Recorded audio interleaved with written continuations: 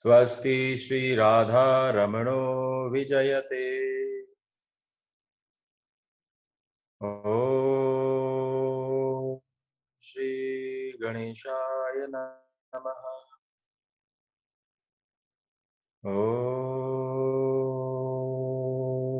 श्री सरस्वत्यै नमः। ओम श्री गुरुभ्यो नमः। ओम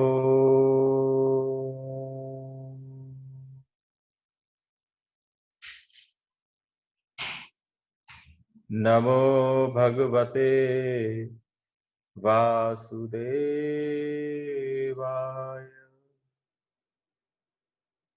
सच्चिदानंद रूपाय विश्वोत्पत्त्यादिहेतवे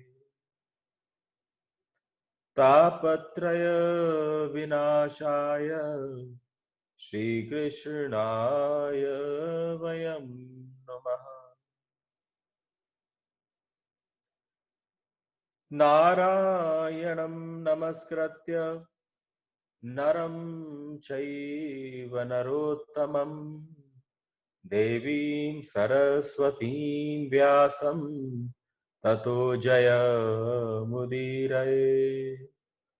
ॐ लम्बोदरं परमसुन्दरं कदन्तं रक्ताम्बरं त्रिनयनं परमं पवित्रम् उद्यदिवाकरकरोज्ज्वलकायकान्तं विघ्नेश्वरं सकलविघ्नहरं नमामि। कृष्णाय वासुदेवाय हरये परमात्मने प्रणतक्लेशनाशाय गोविन्दाय नमो नमः। गोविन्दाय नमो नमः।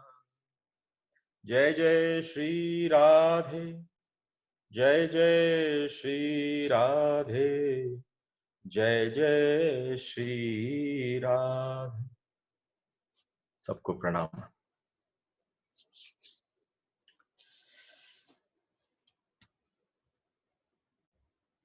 एक बिल्ली भाग रही थी चूहे के पीछे। एक बिल्ली जब चूहे के पीछे भागती है तो चूहा डरा डरा ऊपर नीचे दाएं बाएं अपने आप को बचाने की चेष्टा कर रहा था। चांस की बात है कि जहां पर ये तांडव मच रहा था वहां पर एक संत बैठे थे, और जैसे ही उन संत के आसन के पास आकर चूहा बैठ गया तो उन संत ने उस चूहे से कहा, क्या हुआ? ऐसा लगा, ऐसा प्रतीत होता था जैसे कि वो संत उस चूहे की भाषा समझ सकते हैं। और उन्होंने चूहे को अपने हाथ में उठाया और पूछा, तो चूहा बोला, बिल्ली पीछे पड़ी है। और जैसे ही हाथ में उठाया, चूहे को देखा बिल्ली पीछे पड़ी है, तो यहां पर एक क्षण हाथ में जल लिया और उन संत ने उस बिल्ली के ऊपर छिड़क दिया, चूहे के ऊपर छिड़क दिया। चूहा एक पल में बिल्ली बन गया। और थोड़ी ही देर बाद उसके बाद एक दिन कुत्ता था उसी बिल्ली के पीछे जिसको चूहे से बिल्ली बनाया था। फिर से बिल्ली भागती दौड़ती बचती हुई किसी तरह से साधु महात्मा संत के पास पहुंची, और पहुंचकर जाकर उसने कहा कि मेरे पीछे कुत्ता पड़ा है। उन्होंने लिया, फिर से जल छिड़का, उस बिल्ली को कुत्ता बना दिया। उसके पश्चात फिर एक दिन कुत्ता डरते डरते आया, और कुत्ता जब डरता है तो पीछे की पूंछ उसकी दोनों टांगों के अंदर घुस जाती है। तो वो आकर एकदम उन संत के पास बैठा। उन संत ने लिया, हाथ में जल लिया, उस कुत्ते के ऊपर छिड़का। किससे डर रहा था? उसने कहा शेर से डर रहा था। और उन्होंने लिया, उसी समय जल छिड़का और उस शेर के ऊपर उसको शेर बना दिया। आपको क्या लगता है, चूहा, बिल्ली कुत्ते की कथा सुना रहा हूं। आए जब इस जगत में तो कुछ भी नहीं था, चूहे जैसे थे। अंदर इच्छा हो सकती है, इच्छा अंदर अंदर कुछ करने की ललक हो सकती है, बहुत आइडियाज हो सकते हैं, और उसके पश्चात हम चूहा भी बने, हम बिल्ली भी बने, हम कुत्ता भी बने। एक दिन उस परमात्मा ने हमें कृपा करी और हमें एक दिन शेर बना दिया। शेर का मतलब क्या है? तुम्हारा थोड़ा नाम हो गया, तुम्हारा थोड़ा सा नाम हो गया, तुम्हारे पास थोड़ा सा धन हो गया, तुम्हारे पास थोड़ा सा प्रभाव हो गया। बस जहां जहां तुम्हारे जीवन में थोड़ा थोड़ा थोड़ा थोड़ा बढ़ने लगा, तुम चूहे से बिल्ली, बिल्ली से कुत्ते, तुम धीरे धीरे अवस्थाओं में बढ़ते चले गए। एक दिन शेर बना दिया उसने तुम्हें। और जिस दिन उस परमात्मा ने तुम्हें शेर बनाया, उस दिन सबसे पहली अकड़ तुमने परमात्मा को ही दिखाई। परमात्मा को अकड़ दिखाने का तात्पर्य क्या होता है? परमात्मा को अकड़ दिखाने का तात्पर्य होता है उसके सामने भी अहंकार से खड़े हो जाना, उसके सामने भी किसी भी प्रकार से जिस व्यक्ति को इस समस्त समष्टि में ये हल्का सा भी महसूस हो गया है कि वो ही है सब कुछ, मैं कुछ भी नहीं, तो न तुमसे काम हो सकता है, न तुमसे क्रोध हो सकता है, न तुम में मद उठ सकता है, न तुमसे असूया उठ सकती है, तुमसे कुछ नहीं उठ सकता। उसकी बार जब जिंदगी तुम्हें दोबारा थपेड़े देती है, दोबारा तुम्हें बार बार लाकर वो फिर उसी स्तर पर ले आती है, I think there can be no other better way to explain the time we all are facing.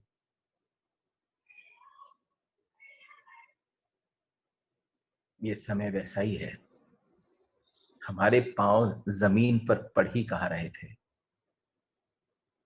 हमारे पांव जमीन पर पड़ ही नहीं रहे थे, और आप देखो अब उड़ने को मचल जाएंगे हम।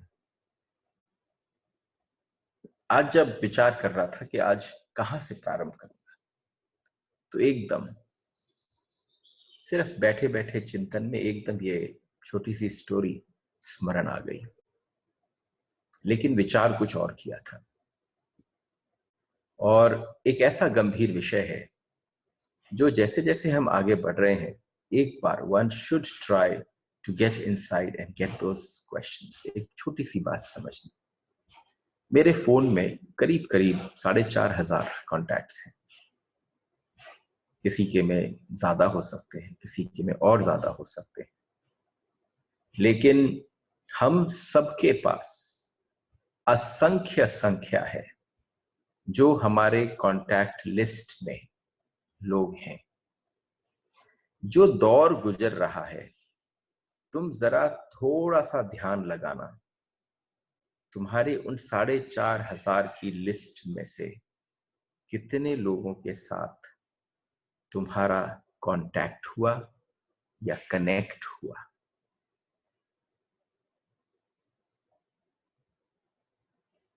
यानी उन लोगों के साथ सिर्फ कॉन्टैक्ट्स थे, कनेक्शन नहीं था। उनके साथ केवल कॉन्टैक्ट्स थे, कनेक्शन नहीं था। ये समय जब भी कभी कोई दिक्कत पड़ती है हमारे ऊपर, तो हमें समझ में आ जाता है सिर्फ हमारा बाहर का दायरा कौन सा है और हमारा इनर मोस्ट सर्कल कौन सा है। आप किसको फोन करते हैं? आप उसको फोन करते हैं जिसकी आपको जरूरत होती है। आप या तो उसको फोन करते हैं जिससे आपका स्वार्थ जुड़ा होता है, आप किसको फोन करते हैं जिससे आपका लाभ जुड़ा होता है, प्रेम जुड़ा होता है। ठीक है, वो कहीं ना कहीं आप उसे, बड़ी झीनी सी अवस्था है, और उस झीनी सी अवस्था को, बीच का पर्दा बहुत झीना है कॉन्टैक्ट्स की दृष्टि में और कनेक्ट की दृष्टि में। इस समय पर जिसके साथ कनेक्शन फील हो, ये समझ जाना, ये मेरे साथ बहुत लंबा चलने वाला है।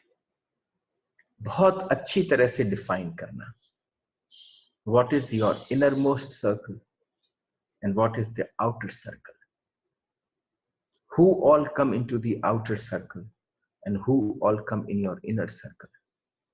ऐसा नहीं हो जाए कि अभी भी हम उस 4,500 की लिस्ट को देखकर, मतलब असंख्य हैं हमारे फेसबुक कॉन्टैक्ट्स, हमारे और कॉन्टैक्ट्स, लेकिन आप छोटी सी बात समझने की है, किसने आपकी इस अवस्था में सोचा कि तुम कैसे हो। और जहां तुम भीतर प्रविष्ट करते हो, तुम पल पल देखते हो, तुम्हारी अंतस चेतना तुमको स्वयं अपने सिक्योर्ड जोन में लेकर जाने की चेष्टा करती है। तो एक छोटा सा आपको, इट्स नॉट जस्ट मैं बोला और 1 घंटा बोला और बात खत्म हो गई। मैंने आज सोचा थोड़ा सा प्रेरित करता हूं, सच में जो कनेक्ट में है, जो आपको फील होता है, ये मेरा कहीं तार जुड़ गया है, ask them how are they feeling, ask them if they need anything, you will just feel good. वो टाइप्ड मैसेजेस तो बहुत आ जाते हैं, just wanted to know about you, is everything going okay? No, not enough. It's that personal connect that is required। कल जब हम लोगों ने अपने सेशन के दौरान जहां पर बात को विश्राम किया था, वो बात कहां विश्राम पाई थी? वो बात विश्राम पाई थी कि आपको सबसे बड़ी बात है अपना विस्मरण, और जिसको अपना विस्मरण हो जाता है उसको वासना का स्मरण हो जाता है, और जिसको अपना स्मरण हो जाता है वो ध्यान में प्रविष्ट हो जाता है। जिस व्यक्ति को अपना विस्मरण होता है, विस्मृति होती है, आप समझना, जिस पल आप विस्मृति में प्रवेश करते हैं तो आपको पता नहीं, अनायास ही हमारा प्रवेश वासना में हो जाता है। और मैं आपसे कहूं, एक आत्यांतिक चेतना के साथ, अगर एक आत्यांतिक अवेयरनेस के साथ अगर जी लिया जाए, उस पल आपको सिर्फ अपनी स्मृति रहे, तो आप समझना आपको प्रत्येक जो आपके आसपास है उसकी स्मृति रहेगी। संभव ही नहीं है अपनी स्मृति, मैं बार बार एक शब्द कहता हूं, स्व है मार्ग द्वार सर्व में उतरने का। आप केवल स्व में उतर जाओ, आपके स्व से, आपके अपने आप से एक बार वो कनेक्शन, वो रिलेशनशिप अगर बन जाए, वो सिर्फ कनेक्ट होने की बात है। आप समझो कि हमने ऐसी ऐसी चीजें अपने आसपास इकट्ठी कर ली हैं। मदिरालय में जाकर जब शराब का सेवन होता है तो लोग क्या करते हैं, भाई मैं अब मेरी विस्मृति हो जाए, हो सकता है किसी दौर से गुजर रहा हो, इसलिए सभी धर्मों ने बड़ा विरोध किया है। पर विरोध शराब का नहीं है, ये शायद लोग भूल जाते हैं कि विरोध शराब का नहीं है। शराब निर्दोष चीज है, उसका क्या विरोध? विरोध तो खुद को भूल जाने का है, उसको सेवन करने के पश्चात। और जिस व्यक्ति को एक पल ये अनुभव होने लगता है, उसका सेवन करने के बाद में अपने आप को भूल जाता हूं, तो उसे बार बार अपनी विस्मृति में प्रवेश करने के लिए उसका सहारा लेना पड़ता है। थोड़ा गंभीरता की आवश्यकता है। एक बार आप भीतर की तरफ प्रवेश करेंगे तो सब कुछ सही हो जाएगा। एक छोटी सी बात है कि आपके शरीर में कुछ गड़बड़ होगी, जब होश सदा होगा तो आपको लगेगा शरीर में कुछ गड़बड़ है, ऐसा नहीं लगेगा कि मुझ में कोई गड़बड़ है। शरीर में गड़बड़ है, आपको ये आभास कौन कराता है? ये आपको आभास आपकी अपनी स्मृति कराती है। आपको इस बात का इल्म भी नहीं होता, पता भी नहीं होता कि आपको ये आभास कौन कराता है। मुझ में गड़बड़ है, शरीर की चिकित्सा करवा लेंगे, व्यवस्था करवा लेंगे, लेकिन इससे कुछ पीड़ित और परेशान होने का कहीं भी कोई कारण नहीं है। अगर भूख लगेगी तो शरीर में डाल लेंगे, लेकिन उसको क्या, जो अभी तक बिल्कुल ऐसा पड़ा है जैसे कि सब कुछ उससे घट रहा है लेकिन डिप्राइव्ड है, उस तरफ ध्यान नहीं दिया। ठीक है, जैसे ही आपकी गाड़ी में पेट्रोल खत्म होता है तो आप क्या करते हो, आप लेते हो और उसमें पेट्रोल डलवा लेते हो, टंकी डलवा लेते हो, डीजल डलवा लेते हो। जैसे जैसे होश जगता है वैसे वैसे सारी क्रियाएं शरीर की हो जाती हैं, सिर्फ एक ही क्रिया आपकी रह जाती है, वह है जागरूकता रहने की क्रिया। सारी क्रियाएं जितनी भी आप अपने चारों तरफ कर रहे हो वो केवल शरीर की क्रिया रह जाती है। लेकिन अगर आप थोड़े से अवेकन, थोड़े से कॉन्शियस हो जाएं उन क्रियाओं को लेकर, तो आप पाएंगे उसके भीतर एक जागरूकता की क्रिया है। अगर एक बार उसके साथ अटैचमेंट बन जाए तो बात बिल्कुल अलग हो जाए।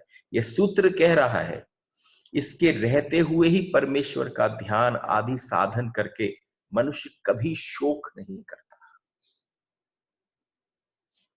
शोक कब है? शोक केवल तब तक है जब तक तुम्हें खुद का पता नहीं है, तुम्हें पता नहीं घटना कौन सी घट गई, उस समय तक का शोक है। लेकिन अगर कोई जान जाए, किसी की जानकारी में ये बात हो जाए तो बात अलग हो जाती है। एक ट्रेन में सफर कर रहे हो, ये जीवन भी अगर इस बिल्कुल इस भांति से कहें तो आप समझो, एक माता, एक पिता और उसके दो पुत्र, साथ में कोई माता जी और पिताजी भी थे। एकदम पता चला जी स्टेशन चल रहा है, चलते चलते चलते चलते एक स्टेशन आया। पिता जो थे वो उठे, सबसे बड़े वृद्ध थे, वो उठे, स्टेशन से उतरे, और जब उतरे वो वहां विदा हो गए। हम सब आगे चलने के लिए लग गए। थोड़े समय बाद, कुछ स्टेशन के काल बाद, माता का समय आया, माता का अपना स्टेशन आया, वो उतर गई। लेकिन ये जो दो दंपति थे, ये आपस में खूब आनंद में थे। उनको कष्ट भी हुआ, उनको उनको अनुभव भी हुआ कि वो अब उनकी उपस्थिति भी खलने लगी। सबसे बड़ा कष्ट किसी के जाने पर उसकी अनुपस्थिति का खलना है। और थोड़ा सा और जागृत हो जाए, किसी के जाने के पश्चात ये देखना, व्यक्ति ने जो किया वो खलता है या व्यक्ति का न होना खलता है। अगर व्यक्ति जो जो करता था अब वो नहीं कर पा रहा, आपको अगर तब खलता है उस व्यक्ति का जाना, तो आप समझना तो अभी भी आपकी जागृति नहीं हुई। अगर सिर्फ व्यक्ति की उस आत्मा को आप हल्का सा अनुभव करते हैं, वो बीच में से अनुपस्थित हो गई, सिर्फ उसका होना आपको, एब्सेंस उसका आपको खलता है, तो आप समझो कि कोई संबंध रहा हो। मैंने बहुत सारे लोग देखे, जब कभी पिता या माता की मृत्यु होती है तो आप देखो किसी पुत्र को, पुत्री को छाती पीट पीट के रोवे, खूब जम जम के रोवे। जरा गौर से देखना कि शायद उसने जीते जी कभी अपने माता पिता का ख्याल भी न रखा होगा। इसलिए अंत समय पर कि ओह, अब जो अवसर था, जिसके माध्यम से, जिसका नाहक एक एग्जाम्पल देके कि अभी मैं बड़ा व्यस्त हूं, उनकी सेवा में लगा पड़ा हूं, वो सारी बातें निकल गई। लेकिन जिसको वास्तव में कष्ट होगा, अश्रु उसके भी बहेंगे, लेकिन एक गंभीरता लिए हुए, एक गंभीरता लिए हुए। जीवन मुक्त का क्या अर्थ है? आप कितनी बार इस शब्द को सुन चुके हो? जीवन मुक्त का क्या अर्थ है? कौन है जीवन? जो सुन रहे हैं वो जीवन मुक्त हैं? नहीं हो सकते। इसका अंदर का विज्ञान समझ लेना आवश्यक है कि जीवन मुक्त कौन है। ऐसा व्यक्ति जिसे ठीक ठीक प्रतीति हो गई है कि मैं शरीर नहीं हूं। जिसको ये प्रतीति हो गई है कि मैं शरीर नहीं हूं, वही व्यक्ति केवल जीवन मुक्त है, और कोई व्यक्ति जीवन मुक्त नहीं। जीवन मुक्त कुछ देर तक शरीर में रुकता है, आप भी रुक सकते हैं, आप भी रुके हैं, लेकिन आपके रुकने में और जिसको प्रतीति हो गई है जीवन मुक्त होने की, उनके रुकने में थोड़ा सा अंतर है। उनके रुकने में बहुत अंतर है। अंतर किस बात का है? आप भी शरीर में रुके, जीवन मुक्त भी कुछ देर शरीर में रुकता है। महावीर को ज्ञान हुआ, ज्ञान होने के पश्चात बुद्ध को ज्ञान उपलब्ध हुआ, उसके होने के पश्चात वो कई 40 वर्ष तक शरीर में रहे। कोई कारण नहीं था। कहा जाता है जब बुद्ध को ज्ञान हुआ तो जैसे ही बुद्ध को ज्ञान हुआ तो समस्त देवता बुद्ध के सामने आ गए और उन सब ने आकर बुद्ध के आगे नमन कर कर कहा कि नहीं नहीं, ऐसे ऐसा ना करें। आपको जो अनुभव हुआ है उसको बांटें। इस पृथ्वी पर बहुत ही कम ऐसे फूल खिलते हैं जिस रूप में आप खिल पाए हैं। ऐसा ना करें, ये मौका औरों को भी दें। जो आपने पाया वो औरों को बांट दें। उस व्यक्ति को जीवन मुक्त कहते हैं जो इसलिए रुक गए, जो इसलिए रुक गए कि वहीं मुझे कुछ बांटना है।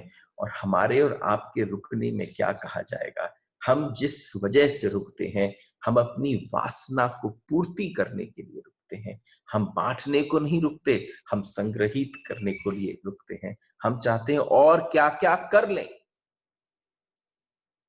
हम तब रुकते हैं। कैसे हो सकते हैं जीवन मुक्त?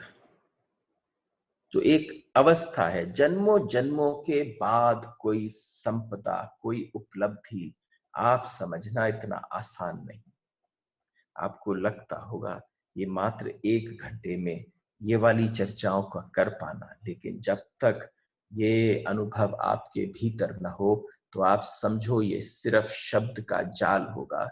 लेकिन अगर आपने इसको एक्सपीरियंस किया हो तो आप समझना आपने अपने शरीर को जिस पल अपनी मर्जी के हिसाब से तब तक रोक के रखा। देखो ना, इच्छा मृत्यु के स्वामी हमारे शास्त्रों में कहे गए हैं। भीष्म पितामह इच्छा मृत्यु के स्वामी थे। वो स्वयं अपनी इच्छा से जाने वाले थे। वो जीवन मुक्त थे। उन्होंने, और देखिए, योद्धा थे, क्षत्रिय थे। Again, I will not get into any of those kathas, otherwise that starts a whole new chapter. Because लेकिन एक बात अवश्य है, ये भीष्म पितामह के भाव को ऐसा नहीं होना चाहिए कि चर्चाएं आती हैं, नाम उठते हैं। आप समझिए, जब भी मैं कथा करने बैठता हूं तो अंदाजा नहीं लगा सकता, इतने सारे नाम आते हैं और मुझे लगता है हर नाम में एक ग्रंथ छिपा हुआ है। हर नाम में एक ग्रंथ है। अगर भीष्म की चर्चा, भीष्म का अर्थ क्या है? भयंकर। भयंकर कौन होता है? मन। मन से ज्यादा भयंकर आपके शरीर में कुछ भी नहीं है। जिस व्यक्ति को पता चल जाए कि मेरा भयंकर मन, और मयंक भयंकर को जो वश में कर ले, वो जीवन मुक्त होता है। क्योंकि फिर उसे वासना अपनी ओर आकर्षित नहीं करती, फिर वासना उसे इधर उधर करती नहीं है। जब बुद्ध को ज्ञान हुआ तो जो उन्होंने पहले वचन कहे, बुद्ध को जैसे ही ज्ञान हुआ, जो सबसे पहले वचन उनके मुख से निकले, उन्होंने कहा, हे वासना के देव, अब तुझे मेरे लिए घर बनाने की जरूरत न पड़ेगी। कितने सारे लोगों से मैं मिलता हूं जो बड़े सुंदर धार्मिक आयोजन करते हैं, धार्मिक कार्य करते हैं। वो हमेशा मुझसे कहते हैं, भगवान महाराज ऐसी कृपा कराओ। मेरे बस की नहीं है, कहने जैसी भी बात नहीं है। ये मैं करा ही नहीं सकता, आप ही कर सकते हो। मैं अपने लिए करने की चेष्टा कर सकता हूं, आपको अपने लिए चेष्टा करनी है। कितनी बड़ी बात है कि जब ज्ञान उपलब्ध हुआ तो समझो, जिस व्यक्ति को आप सुनने को उत्सुक हो तो सबसे पहला शब्द क्या निकलेगा? कितनी उत्सुकता होगी। कौन बैठे होंगे बुद्ध के चारों तरफ जिन्होंने बुद्ध को पहली बार बोलते हुए सुना, हे वासना के देव, तुझे मेरे लिए दोबारा घर नहीं बनाना पड़ेगा। विलक्षण। तुझे मेरे लिए दोबारा कोई शरीर गढ़ने की जरूरत नहीं है, ये मेरा आखिरी है। आप समझो, जीवन मुक्त जानता है ये उसका आखिरी है। वो 40 वर्ष उसके बाद उस शरीर में रहे, क्योंकि जो उन्होंने पाया उनको देने की और इच्छा भी क्या, चारों तरफ से अभिप्साएं उठ रही थी कि आप हमको दें, आप हमको दें, आप हमको दें। Whenever somebody comes and meets me और मुझसे पूछा जाता है मुझे एक तरीका बताएं जीवन कैसे जीऊं, तो मैं उनसे सिर्फ इतना कहता हूं, be a giver, just be a giver, देने वाले बन जाओ। तुम किसी के साथ थोड़ी देर भी बैठो, जस्ट थोड़ी देर, बस मिल भर लो, तुम उस व्यक्ति को कुछ दे जाओ, चाहे तुम स्माइल दे दो, चाहे तुम बहुत अच्छी सी, कहते हैं ना smile and smell talk about the personality, तो इसलिए अगर आप कुछ दे ही सकते हो तो सिर्फ एक मुस्कुराहट दे दो। इतने अनभिज्ञ होकर जिस व्यक्ति को पता चल जाए कि भीतर उसके जो तत्व है वो सब में विद्यमान है, केवल एक ही है। शंकर ने जिस बात को कहा कि वो केवल एक है और उस एक की प्रतीति हो जाए, तो ध्यान रखना, सिर्फ बांटने की चेष्टा करना, तुम देने वाले बन जाना। तुम्हें पता नहीं, जैसे ही तुम देने वाले बनोगे, चारों तरफ से समिष्टि तुम्हें भरने के लिए तैयार हो जाएगी, तुम्हें पूरी तरह से लबालब कर देगी, क्योंकि तुम पहली बार बने कि मैं दे सकूं। देने में संकोच न करना। आपको पता है पाप का सबसे बड़ा है, पाप के बाप का नाम क्या है? हमारे से अनजाने जाने अनजाने हर तरीके से कभी ना कभी पाप हो ही उठते हैं। तो पाप के बाप का क्या नाम है? पाप के बाप का नाम है लोभ। एक छोटा सा पुत्र था, बहुत बड़े संस्कृत के विद्यालय में पढ़ने गया और एक दिन पिता के पास पहुंचकर आया और पिता ने उससे कहा, हाँ बेटा कैसी रही पढ़ाई तुम्हारी? उसने कहा, पिताजी इस दुनिया में जो भी कुछ था सब कुछ सीख के आ गया, सब कुछ पढ़ के आ गया। तो पिता ने उससे बोला, अच्छा तो मैं एक छोटा सा प्रश्न करता हूँ कि पाप के बाप का क्या नाम? देखो मैंने तो आपको बोलने से पहले आपको उत्तर दे दिया। यहाँ पर जब पिता ने पूछा तो बड़ा ज्ञानी था, बहुत शास्त्रों का अवलोकन किया। उसने कहा कमाल है, अच्छा शाम तक बताऊंगा। उसने सारे शास्त्र खोल डाले, जहां जहां पर पाप की चर्चा हो रही हो, लेकिन कहीं नहीं लिखा था कि पाप के बाप का नाम लोभ होता है। हमारे भीतर जब तक वो विद्यमान है तब तक हम पापी हैं। जब तक हम अपने से आश्वस्त नहीं है हम लोभी हैं। हमें दूसरे को देखकर अंदर से इच्छा उठती हो ये भी मेरे पास हो, तो आप समझना हमसे बड़ा लोभी कोई नहीं है। हम पाप के भागीदार हैं। क्यों? क्योंकि अपने में आश्वस्त व्यक्ति कितना चैन, कितना संतोष है कि आप अपने से आश्वस्त हो जाओ। आज आपको बताओ, अगर हम अपने से आश्वस्त होते, पृथ्वी का इतना अत्यधिक दोहन न करते, हो सकता है हमारी ग्रीड न बढ़ती, तो शायद कोविड-19 न होता। लेकिन अगर कोविड-19 न होता तो ये वाली भी जो बैठक हो रही है ये भी न होती। तो जीवन मुक्त कौन है? जीवन मुक्त केवल वही है जिसको ये पता है कि मैं शरीर नहीं हूं। मृत्यु के बहुत सारे लक्षण बताए हैं। अब मैं सारे लक्षण तो नहीं, लेकिन एक सुंदर सा एक पद है जो कभी कभार whenever there is a in my Bhagavad site, like to recite them, आपको सुनने में बड़ा आनंद आएगा। द्रग द्रग नहीं तेज देह जब डगमग डगमग, द्रग द्रग नहीं तेज देह जब डगमग डगमग, चग चग मुख दंत वचन जब वचन फग फग, चग चग मुख दंत। यानी बड़ा सुंदर भाव है। द्रग द्रग, जब आपकी आंखों की दृष्टि कमजोर हो जाए, द्रग द्रग नहीं तेज देह जब डगमग करने लग जाए, तो समझ जाइए मृत्यु निकट है। और जब वचन आपके फ फ कर कर बाहर निकले, यानी बीच में से जो ये पार्लियामेंट है आपके दांतों की, ये आपके मुख को छोड़कर निकल जाए, तो कैसे निकलेंगे वचन? जैसे जब सत्यनारायण जी की कथा होती है और आप अपने मुंह में पंजीरी भर लेते हैं और एक शब्द बोलते हैं, बोल के दिखाइए फूफा जी, तो आप समझिए जो फूफा के साथ सारी पंजीरी बाहर निकलेगी जब आपके वचन सारे ऐसे हो जाएं, जब आपके तेज खत्म हो जाए, जब आपका वचन एक पग इधर पड़ता हो और उधर पड़ता हो, तो आप समझो जब आपको कान से सुनाई देना कम पड़ जाए। लेकिन मैंने मृत्यु का सबसे परम लक्षण आप सबसे एक दिन इन 27 दिनों के काल में एक बार बोला था, जिस दिन तुम्हें तुम्हारी नासिका दोनों आंखों से जो दिखती है कोने से ये दिखनी बंद हो जाए, तो तुम समझना मात्र 6 मास में मृत्यु आ जाएगी। ये क्यों दिखनी बंद हो जाती है? क्योंकि तुम तुम्हारे शरीर नहीं हो।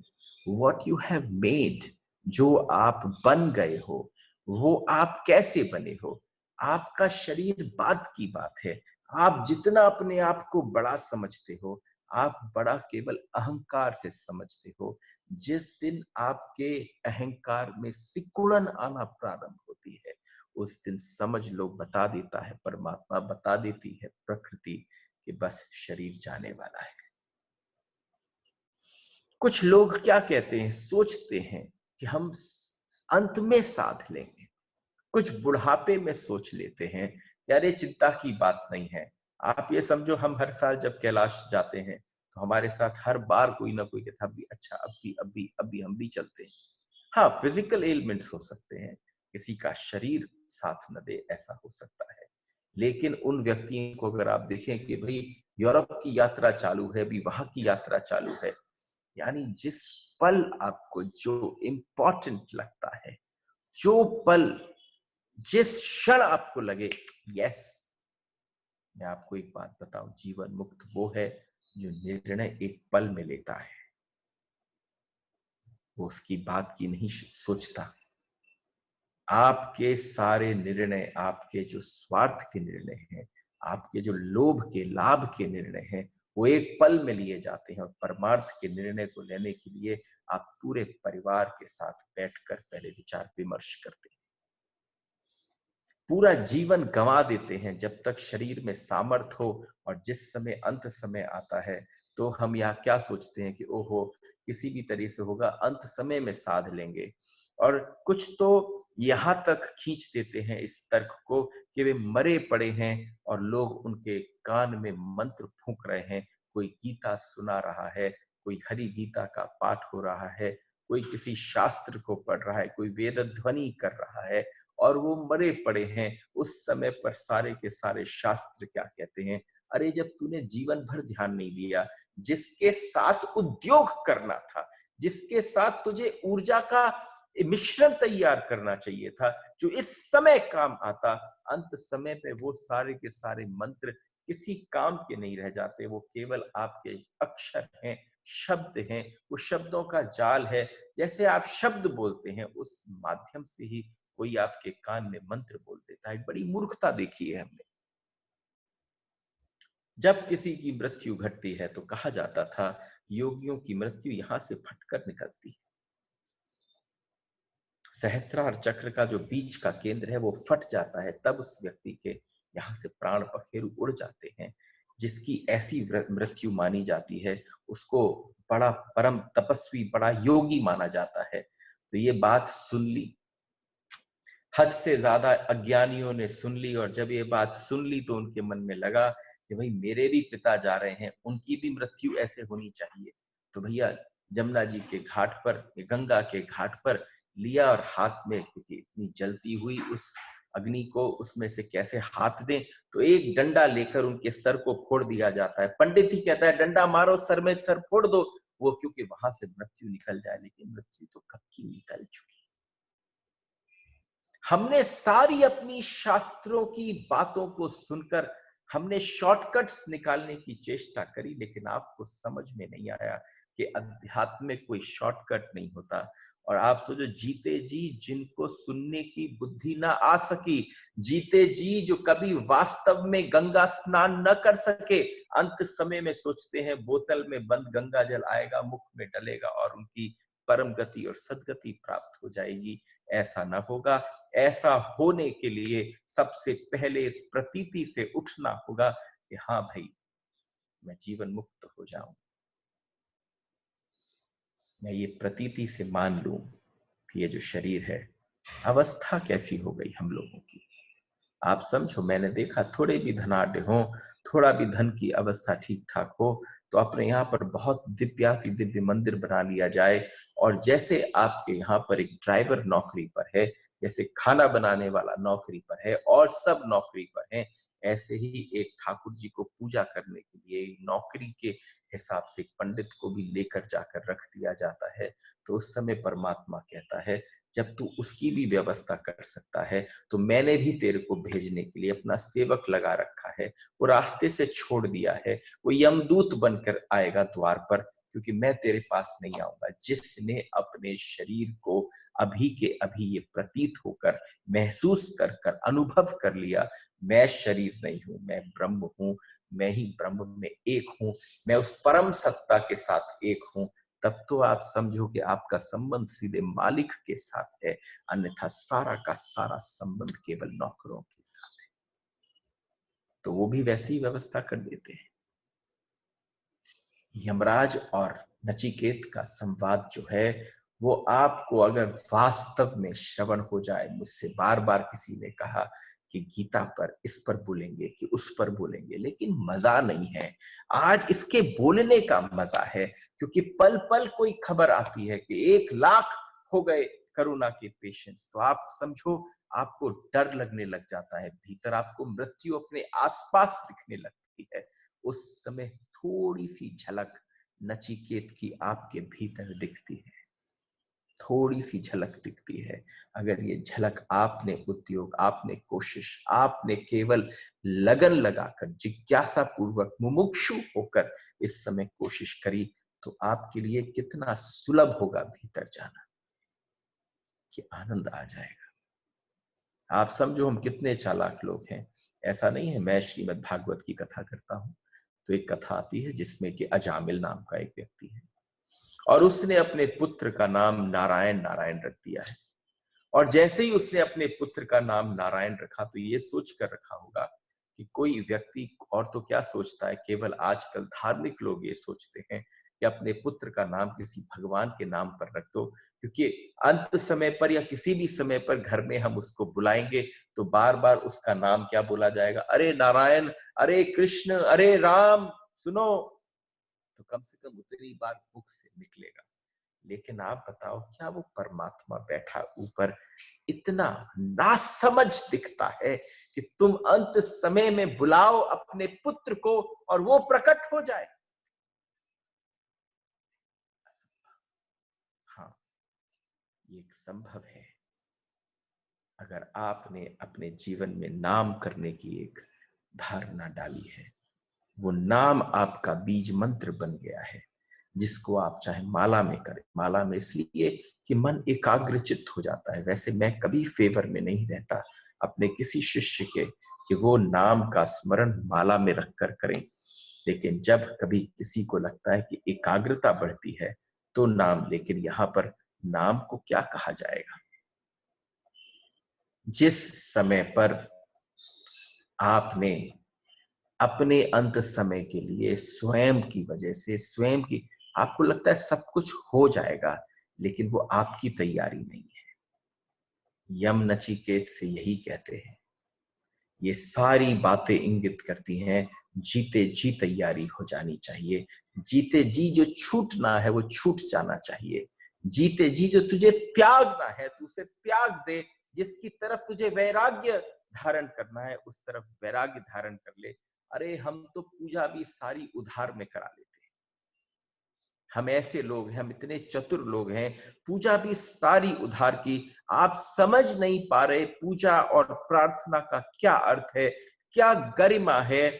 या तो ऐसा हुआ जैसे आपका किसी से प्रेम हो जाए और आप एक नौकर रख दे कि तू मेरी तरफ से जाकर उसको प्रेम कर आया कर। ऐसा संबंध आपने अपने परमात्मा के साथ बना रखा है। आपने उधार के नौकर रख रखे हैं, क्योंकि आप जाओ प्रेम की बात करते हो उनके साथ, लेकिन आप समझो आपने नौकर रख रखे हैं कि उस परम प्रेम की जाकर पूजा करें। तो वो परम प्रेम का संबंध तुमसे स्थापित कैसे हो पाएगा? Not possible. प्रेम, प्रार्थना प्रेम है, महानतम प्रेम है। वो आपको स्वयं जागृत करनी होती है। और जिस दिन तक वो स्वयं जागृत ना हो। लेकिन हम लोग बहुत चतुर हो गए हैं। आपको पता है तिब्बतियंस के हाथ में एक प्रेयर व्हील्स होते हैं। जब हम लासा जाते हैं तो बहुत सारे मॉन्क्स के हाथ में प्रेयर व्हील्स होते हैं। तो हमने उनसे एक बार कहा कि why do you have to keep on making it go round and round. उसके अंदर मंत्र लिखे हुए हैं, बोलने की भी जरूरत नहीं है। सारे कार्य करते रहते हैं और सारे कार्यों के साथ वो प्रेयर व्हील चलता रहता है। इसका मतलब कि वही उस प्रेयर व्हील की प्रार्थनाओं को बोल रहे हैं। मुझे लगा और कन्वीनियंट हो जाएगा, किसी मोटर के साथ अटैच कर दो, वो पूरे दिन पूरी रात घूमता ही रहे। यहाँ पर लोगों ने भी, हमारे भारत में भी बड़ी छोटी छोटी मशीनें अपने घर में लगा दी हैं कि हमारे घर के वाइब्रेशंस अच्छे हो जाएंगे। कि भाई वो गायत्री मंत्र लगा दो, कि राम धुन लगा दो, कि कृष्ण मंत्र लगा दो। अरे ये सारे लगाने से बिल्कुल ऐसा ही है जैसे कि तुमने केवल शब्दों को लिया और लगा दिया। वो मंत्र तो निश्चित रूप से हैं। मंत्र का प्रभाव हो सकता हो, कहीं सूक्ष्म रीति से होता हो, लेकिन वो शॉर्टकट नहीं चलेगा अध्यात्म के क्षेत्र में।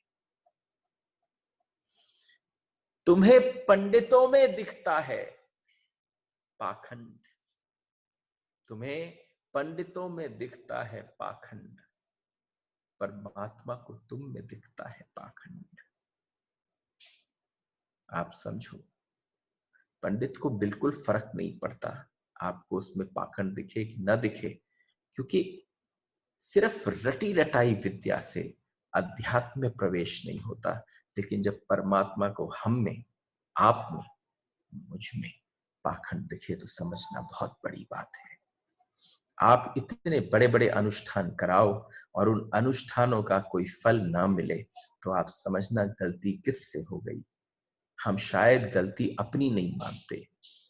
कृपा भई तब जानिए जब दिखे अपनो दोष।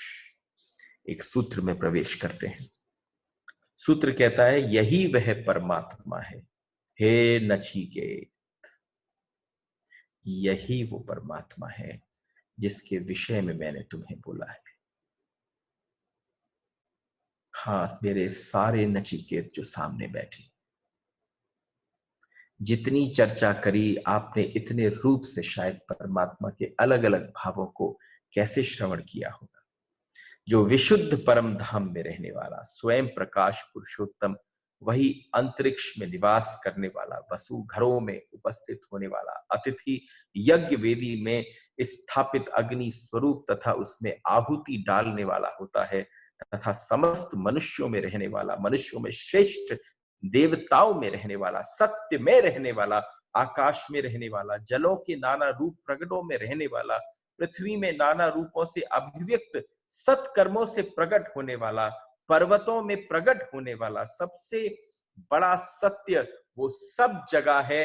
हे नचिकेत, वही परमात्मा है जो सब जगह है। तू एक पल, एक क्षण के लिए भी कहीं भी अकेला नहीं है। एक क्षण और एक पल के लिए भी जब आप नारायण कवच श्रवण करते हैं श्रीमद् भागवत में, तो आप देखिए ना, 24वां अवतार, one of the most authentic armors that one can actually have and recite is the Narayan Kavach. उसमें 24वां अवतार देखो, यहां पर भाषा अलग है। भागवत में भाषा बहुत सगुण है। वहां पर सारे देवता प्रतीक रूप में उपस्थित होते हैं, मूर्त रूप में प्रकट होते हैं, उनके नामों के साथ प्रकट होते हैं। और कठोपनिषद में वही परमात्मा, आत्मा परमात्मा के रूप में प्रकट होते हैं, अनाम, अरूप, अलख। तो जो बात कही जा रही है सारे शास्त्रों में भिन्न भिन्न तरीके से एक है। सभी स्थानों पर, चाहे वो यहाँ ऊपर नीचे दाएं बाएं कहीं पर भी हो, सब जगह परमात्मा है, सब जगह वही प्रकट हो रहा है। लेकिन इस एक के प्रगटीकरण की बात आपको तब बोध बनेगी, तब ध्यान और गहन होगा उस समय जब शरीर से भिन्न आप देख पाएंगे।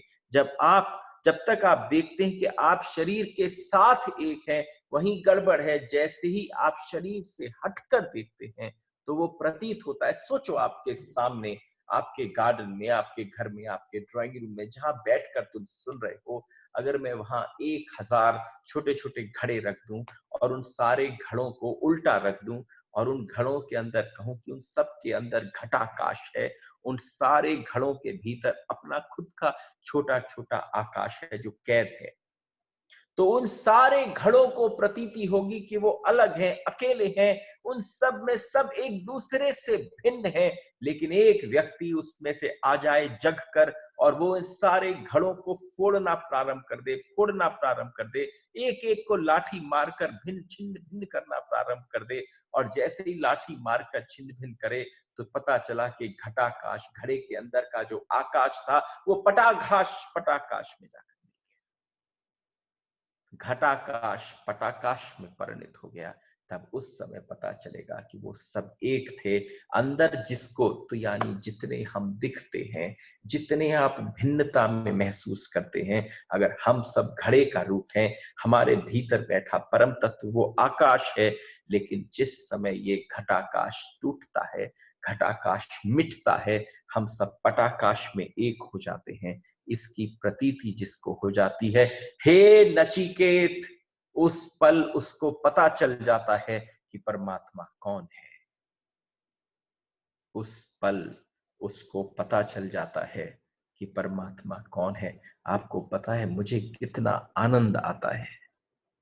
मैं कब से एक इतने समय अंतराल के बाद से हमेशा विचार करता था कि इतना बैठकर हम अपने शास्त्रों का अध्ययन करते, कब ऐसा परिकर इकट्ठा होगा कि इसको कह पाएंगे। ये कोई बहुत लार्ज ऑडियंस में बोलने वाली चीज नहीं है, ये तो वो गिने चुने लोगों के बीच में शेयर करने वाली बात है कि तुम इसकी चुस्की लो और चुस्की लेकर अपने जीवन को मधुर, आनंदित और ऐसा बनाने की चेष्टा करो कि मुझे प्रतीति हो गई। प्रॉब्लम क्या है कि हमें ये अनुभव भी नहीं हो पाता कि हमें करना क्या है। आज सुबह ही मेरी जब बात हो रही थी कि ऐसे छोटे छोटे क्वेश्चंस हैं जो हम सबके मन में, मतलब आप सब अपने अपने मन में अपने घर में बैठकर बात करते होंगे। What is this trinity all about? What is Brahma Vishnu Mahesh all about? How they are different and how they are one? तो आप भी समझिए ना कि सुनने वाले में उत्सुकता हो और सुनाने वाले को लगता हो जब कोई मिलेगा।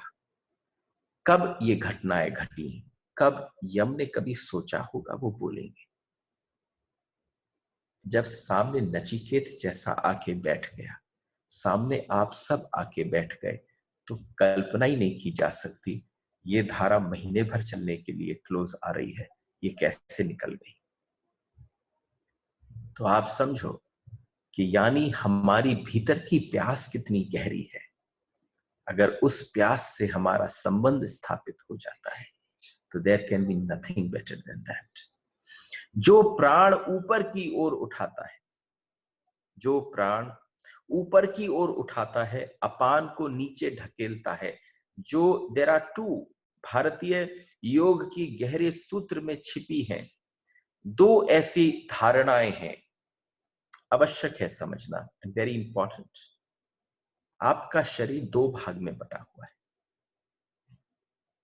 और आप इमेजिन करना कि आनंद इस बात का है कि टफ से टफ सूत्र हो, ये थोड़ा कठिन वाला पार्ट है और लास्ट के 10 मिनट रह गए हैं। तो आप समझो क्या कहा जा रहा है, सूत्र क्या है, जरा गौर से सुनना, ये मिस ना हो जाए। जो प्राण ऊपर की ओर उठता है उस और अपान को नीचे ढकेलता है, प्राण ऊपर की ओर उठता है और अपान नीचे की ओर ढकेलता है। शरीर के मध्य हृदय में बैठे हुए उस सर्वश्रेष्ठ भजने योग्य परमात्मा को सभी देवता उपासना करते हैं। यानी हमारे यहां दो प्रकार की वायु है, एक वायु ऊपर की ओर ले जाती है और एक वायु नीचे की ओर ले जाती है। जो ऊपर की ओर ले जाती है उसको हम प्राण वायु कहते हैं और जो नीचे की ओर ले जाती है हम उसको अपान वायु कहते हैं।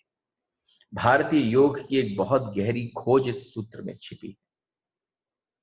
और सबसे बड़ी बात है, भारतीय चिकित्सा शास्त्र, आयुर्वेद, योग, तंत्र, इन सब की यह प्रतीति है कि शरीर में दो ही दिशाएं हैं, एक ऊपर की ओर जाती हुई, एक नीचे की ओर। शरीर में वायु का दोहरा रूप है, दो तरह की धाराएं हैं। जो मल मूत्र विसर्जित होता है वो अपान वायु के द्वारा होता है, और जब प्राणों को जागृति और उत्तिष्ठ ऊपर की ओर उठती हैं तो वो प्राणों के माध्यम से उठती है। और वैसे मलमूत्र को नीचे की तरफ अपनी धारा में ले जाती हुई, आप समझो दोनों ही धाराओं का स्वस्थ होना आवश्यक है। इसलिए जो ज्यादा प्राणायाम को साध लेता है उसकी ऊपर की यात्रा प्रारंभ हो जाती है। चलिए आज आपको बताता हूं वास्तव में माला फेरना किसको कहते हैं। आपने देखा होगा हाथ में लोग माला लेके बैठते हैं, लेकिन अगर वास्तविक में यम नचिकेत से, कठोपनिषद से आप सीख कर जाओ कि वास्तविक माला किसको है, आपकी श्वास की माला के साथ अगर एक एक बार रिसाइटेशन हो जाए, यानी सांस आपने भीतर ली, अगर मेरे साथ ले, ये ऐसा है जैसे शिवा और पार्वती कैलाश में बैठकर बात कर रहे हैं और पार्वती इतने निकट बैठी है, इतने निकट बैठी है कि शिव उनके भीतर जाती हुई उस श्वास को देख पा रहे हैं।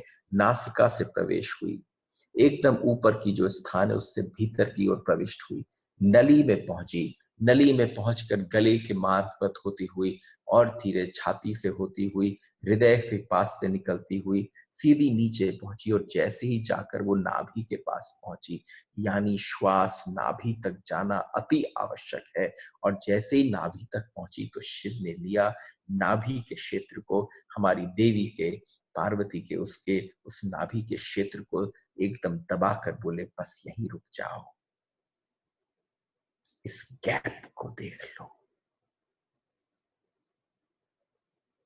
मैं ऐसी बात बोल रहा हूं जिस पर पूरा बुद्धिज्म टिका पड़ा है, लेकिन लोगों को ऐसा महसूस होता है कि ये वाला जो धारणा दी ये बुद्धा ने दी ना, इसकी शुरुआत शिवा ने करी पार्वती के साथ कैलाश में बैठकर। और जैसे ही वो नीचे से रुकी, वो एक बार जब मुड़ती है तो एक पल के लिए जो छोटा सा गैप आता है, हम शायद इतने इतने बहरे, इतने अंधे, ऐसे क्रिपल्ड लोग हो गए हैं, हम न कुछ सुनते हैं, न कुछ देखते हैं, न कुछ अनुभव करते हैं, लेकिन जिस व्यक्ति ने जागृति के साथ अपनी श्वास के साथ भीतर प्रविष्ट किया और भीतर जाकर उसने जैसे ही उस टर्न के द्वारा, उस टर्न से उस गैप को जैसे ही देखा, उस देखते ही शिव ने कहा रुक जाओ, उस गैप को ही केवल एक क्षण के लिए अनुभव करो, और फिर उसके बाद ये प्राणवायु बाहर आती है। ये जो वर्तुल तुम्हारे भीतर चल रहा है, यही जीवन की सबसे बड़ी माला है। इस माला में तुम ध्यान को पिरो लो, इस माला में तुम किसी नाम को पिरो लो, इस माला में तुम किसी जीवन के बीज को डाल लो, और जिस पल इस माला के भीतर वो बीज प्रविष्ट हो जाएगा, तुम्हारा संबंध, यम कहते हैं हे नचिकेत, उस पल तेरा संबंध परमात्मा से हो जाए। आप सबको प्रणाम। आज के सेशन को यहीं विराम देते हैं, लेकिन आज के सेशन से जो शरीर का संबंध था, यम नचिकेत, यम समझा रहे हैं नचिकेत को कि शरीर कैसा है, that also goes. Now we'll go on to the other levels of discussions. धीरे धीरे, अभी तक सिर्फ परिचय था, it will just get on to different levels, and that's it. आप सबको प्रणाम। If anybody has anything to ask, they must message me. Yes, I have been asked that, you know, anything that comes to your mind as to questions. Everybody has probably my numbers. If they don't, they can ask anybody among your circles who has it. Radhe Radhe. Pranam.